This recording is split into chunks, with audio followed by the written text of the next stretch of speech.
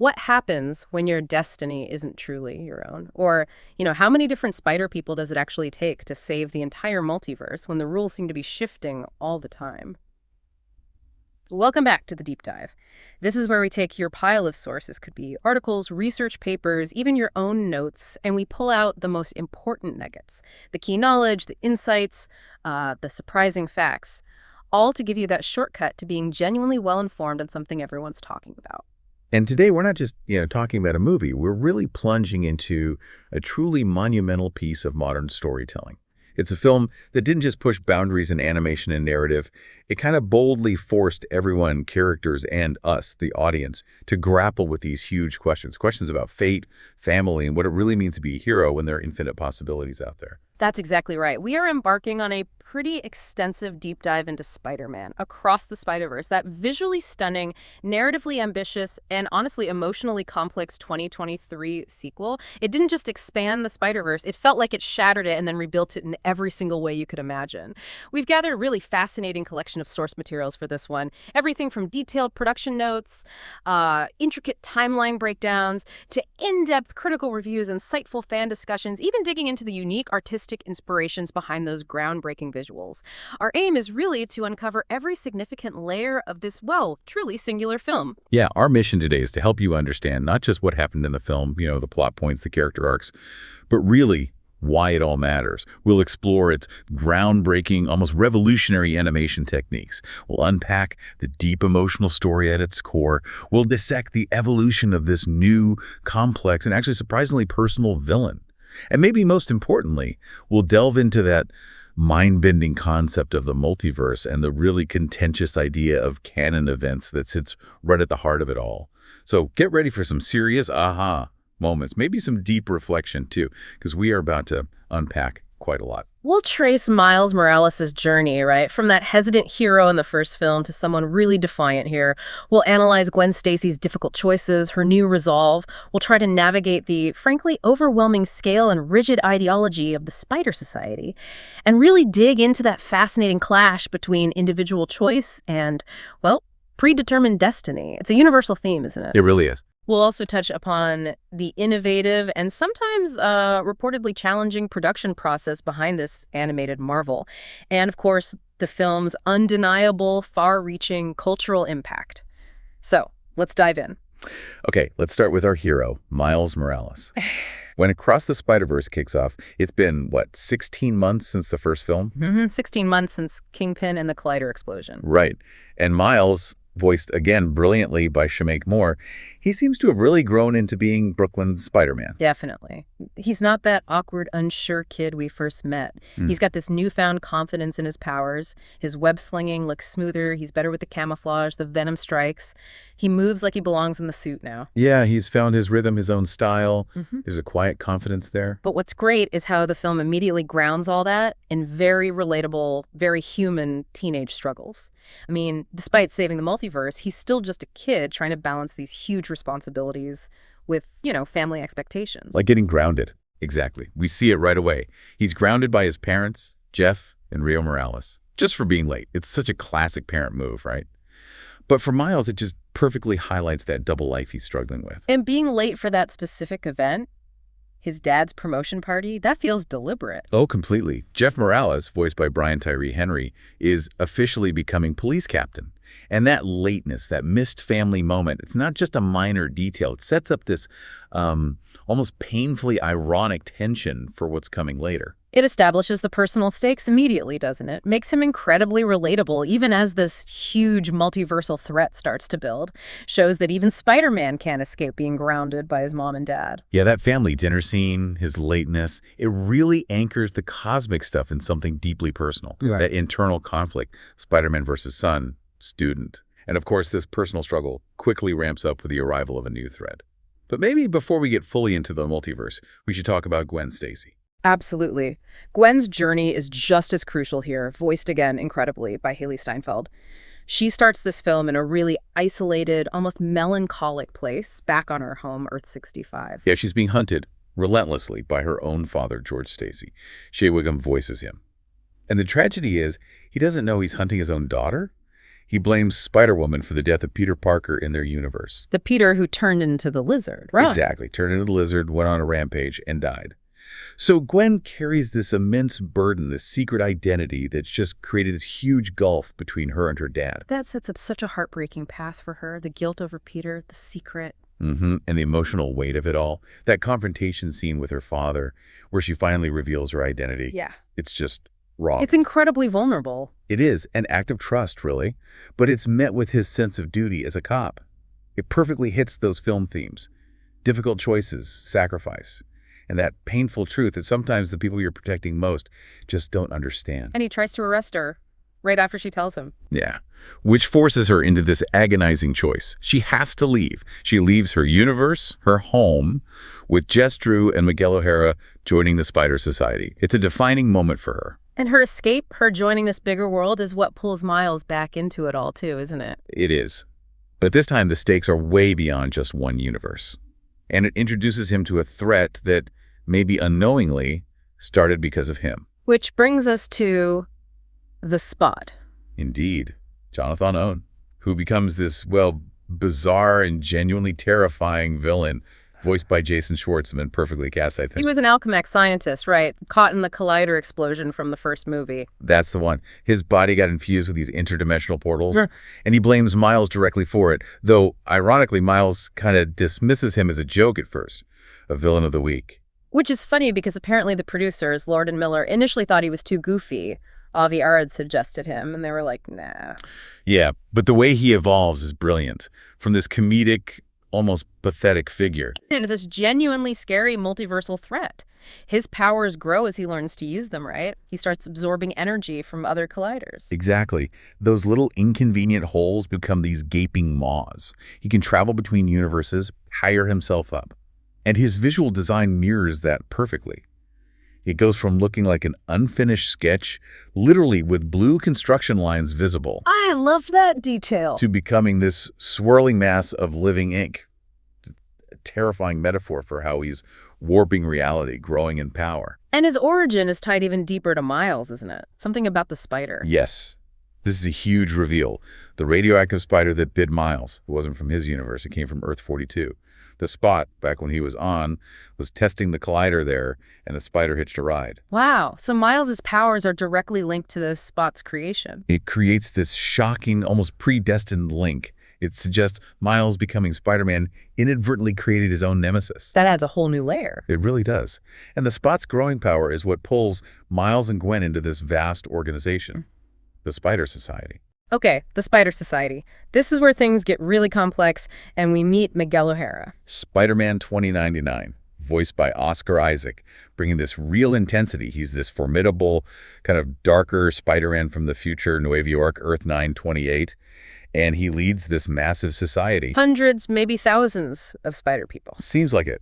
All dedicated to fighting multiversal threats, but also, crucially, protecting these things called canon events. Right, canon events. This felt like the core philosophical conflict. What exactly are they supposed to be? Well, Miguel is extremely rigid about them. He presents them as fixed points in every Spider-Person's story.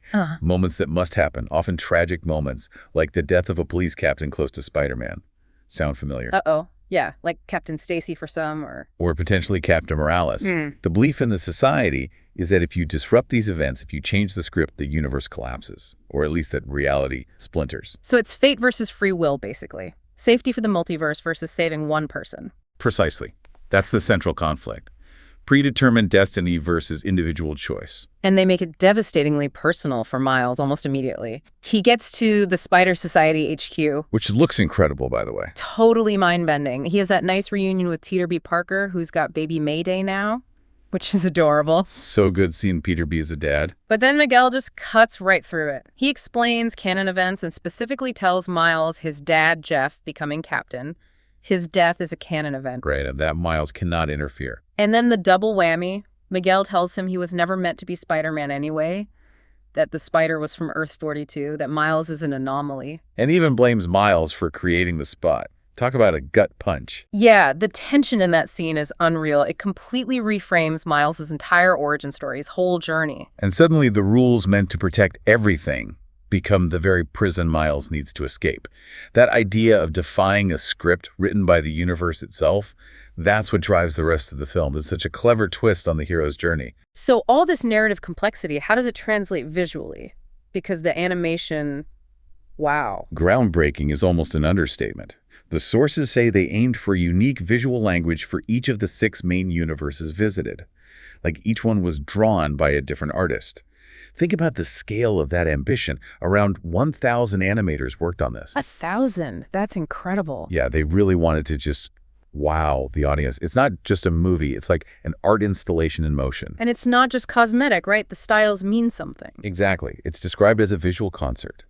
Each style reflects the emotional tone, the narrative of that specific place. Take Gwen's Earth 65.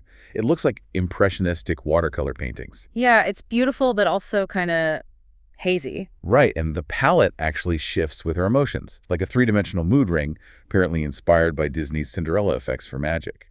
When she's sad or lost, the colors bleed and mute. When she's determined, they sharpen up. It visually represents her inner state. That's brilliant. And then you jump to Mumbattan. Earth 50101. So vibrant, so joyful, based on the Spider-Man. India Comics, Pavitri Prabhakar's world, all that energy and color, which makes the canon event that happens there, the one Miles tries to stop, even more jarring and tragic. The visuals heighten the stakes. And Miguel's world, New York. Earth 928, very different. Stark, futuristic, influenced by Sid Mead's neo-futurism. Looks deliberately unfinished, rough edges, brutalist architecture, minimalist, authoritarian. Perfectly mirrors Miguel's personality, doesn't it? Totally. Cold and controlled. And we've got to talk about Spider-Punk. Hobie Brown. Oh, Hobie, voiced by Daniel Kaluuya. His style was just wild. Completely anarchic and stylish, inspired by 70s punk rock posters, zine, Xerox art. And the animators did this crazy thing with frame rates. His body might be on 3s, his guitar on 4s, his outline changes. So he looks kind of glitchy, unpredictable. Exactly. It embodies his whole vibe. He literally doesn't conform to the animation style, let alone the Spider Society's rules. It's genius character design through motion. It really is. And then the Lego universe, animated by a teenager. Yeah, Preston Mutanga. He made a fan trailer recreating the original teaser in Lego. The filmmaker saw it, loved it, and hired him to animate that sequence. How cool is that? That's amazing. It shows their commitment to just creativity wherever they find it. Even the main characters evolve visually. Miles looks slightly older, Gwen's got the new haircut and suit, and Rick Leonardi, who co-created Spider-Man 2099, came back to adapt his own designs for Miguel. Plus, the Spot's visual journey from sketch to ink. It all feeds back into the story. This visual feast really underscores that central conflict, the fight for autonomy. Absolutely. That visual distinctiveness amplifies the core clash. Miles believing he can change his fate versus the society saying he mustn't. It turns that philosophical debate into this high-energy, high-stakes battle for his father's life and maybe his own soul, exploring identity, responsibility, the right to make your own path, even if the whole multiverse says no. And Miles just digs his heels in. He refuses to accept Jeff's death is inevitable. It's not just stubbornness, is it? It feels like the heart of who he is as Spider-Man. Completely. And that defiance leads to him being imprisoned by Miguel and then that incredible escape sequence. Oh man, the chase through the Spider Society HQ. It's a callback to his leap of faith moment in the first film, but amplified. Now, it's not just about accepting the mantle. It's about declaring his right to define it himself, to write his own story. Against hundreds of other Spider people, the sources said 240 characters, 95 unique named ones. That's insane detail. It's a visual and narrative explosion, just pure defiance in motion. Controlled chaos is the perfect description. And this defiance, obviously, causes a huge split. Miles against people he thought were his friends. Especially Miguel, who sees him as this dangerous anomaly messing up the timeline. But it's Gwen's arc here that really mirrors Miles's defiance, isn't it? She goes from being part of Miguel's system to Miles's biggest champion. After Miguel kicks her out, right? Sends her back home. Yeah. It was rough. Yeah, but it leads to that really poignant reconciliation with her father, George Stacy. He chooses her over his job, resigns from the force. He defies his own canon event, you could say, out of love for her. Wow, I didn't think of it that way. That's powerful. And that empowers Gwen. She gets that portal device from Hobie. Gotta love Hobie. Hobie's the best. And forms her own team. A counter-Spider Society, basically, dedicated to saving Miles. It's such a statement about choosing your own path, loyalty, chosen family, protecting who you love no matter the rules. And what a team she puts together. Peter B. and Mayday, Pavitri, Hobie, Spider-Bite, Margot Kess, Spider-Man Noir, Peanut Parker, Spider-Ham. It's the ultimate comeback crew. It really makes you believe in the power of that choice, standing together against impossible odds. And this whole movement, this defiance, it doesn't just build to a climax. It explodes into that absolutely shocking ending, leaves you reeling. Okay, let's get into that ending. The final twist. Miles' destiny. Or lack thereof. Yeah, the gut punch reveal. Miguel lays it out so coldly. Miles himself is the anomaly.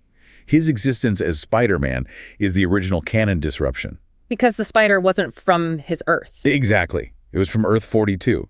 By biting Miles, it left Earth 42 without a Spider-Man.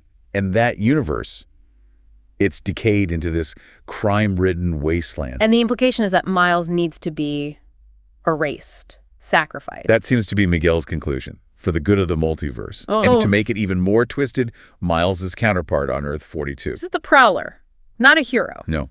Working for, presumably, the criminal element that runs that world. It's a dark mirror image. That deepens the conflict immensely. It makes it so incredibly personal for Miles. His refusal to accept this fate, it's the ultimate act of self-determination, isn't it? It absolutely is. And then you have the tragic irony of Earth 42. His uncle Aaron is alive there. The uncle who died in his universe. But his father Jeff is dead on Earth 42. A victim of the kind of violence Miles is trying to stop happening to his Jeff. It forces Miles to confront the real, brutal consequences of these multiversal ripples. It's devastating. He mistakenly travels to Earth 42, right? Using the machine he thinks will take him home. Yeah, and he comes face to face with this alternate Prowler version of himself, sees the grim reality of that world. And just as that happens, the Spot, now superpowered and terrifying, starts his attack back on Miles' home, Earth 1610. While Miles is trapped, powerless on Earth 42, it's an incredible double cliffhanger. Just leaves you breathless. And that cliffhanger wasn't an accident. Kemp Powers, one of the directors, compared it to The Empire Strikes Back, which is a bold move for animation. Totally. Ending on such an unresolved note. It was always conceived as a two-part story, apparently. Yeah. So Across the Spider-Verse is really part one. It deliberately sets up Beyond the Spider-Verse by leaving Miles in this incredibly perilous spot. Yeah. Keeps the stakes sky high. And audiences responded. The film was a huge success, right? Box office, critics. Massive. Budget around $150 million. Grossed over $690 million worldwide. Beat the first film, became Sony Animation's highest-grossing movie ever. And it's the longest American animated film, too. 140 minutes? Yep. People were clearly ready for a deeper, longer story in this world. And the critics loved it. 95% on Rotten Tomatoes, 86 on Metacritic. Universal acclaim, pretty much. Praise for the visually dazzling animation, the emotional depth, the inventive narrative that wasn't afraid to get complex.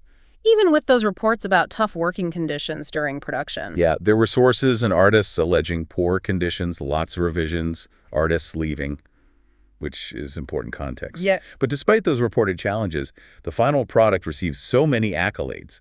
Oscar nomination for Best Animated Feature, swept the Annie Awards with 7 wins, 1 at the Critics' Choice, Producers Guild. AFI Top 10 Film of 2023 as well. It cemented its place as a modern classic, no doubt. And its impact went beyond just film circles, didn't it? That whole canon event meme. Oh yeah, that exploded. Especially on TikTok. People started using canon event to describe, like, those unavoidable, embarrassing, or formative life moments. Spilling coffee before a meeting, a bad breakup, the moments that shape you, maybe painfully. Exactly. It became this funny, relatable shorthand for shared experiences. Collins Dictionary even shortlisted it for Word of the Year in 2023. Defined it as an event essential to the formation of an individual's character or identity. That's wild. The film's language literally entered the lexicon. And there was also the discussion around the transgender iconography. Right, the Protect Trans Kids flag in Gwen's room. Brief, but powerful. It sparked a lot of conversation online and interpretations of Gwen's story as a trans allegory, especially her arc about revealing her secret identity to her father, seeking acceptance. Some viewers connected the flag's colors pink, blue, white to the color palettes used in her universe, too. Those colors were also in the comics, right? Correct. It's a fascinating mix of potential creator intent, audience interpretation, and existing source material. But the inclusion did lead to the film being pulled from cinemas in some Middle Eastern and North African countries. So it definitely sparked real-world debate. Absolutely. It shows how the film tapped into broader cultural conversations about identity, acceptance, and visibility. And this universe isn't stopping here. There's more coming. Definitely.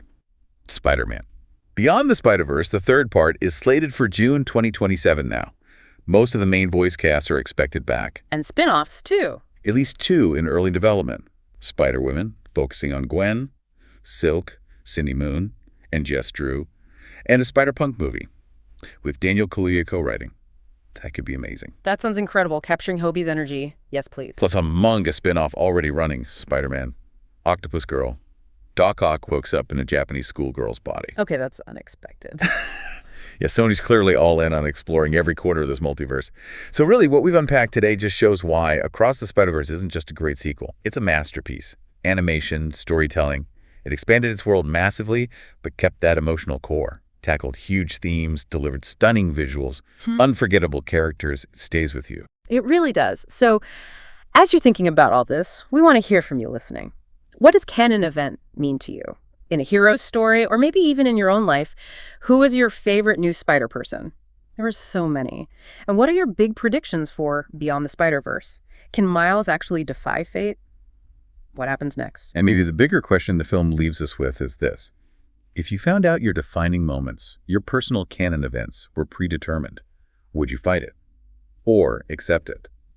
How much of who we are is truly our choice, and how much is just the fabric of our own little universe? That's a heavy question, goes way beyond Spider-Man. Definitely something to chew on. We hope this deep dive gave you some new perspectives, maybe inspired you to rewatch or just think about these ideas more. Until next time, keep digging deeper.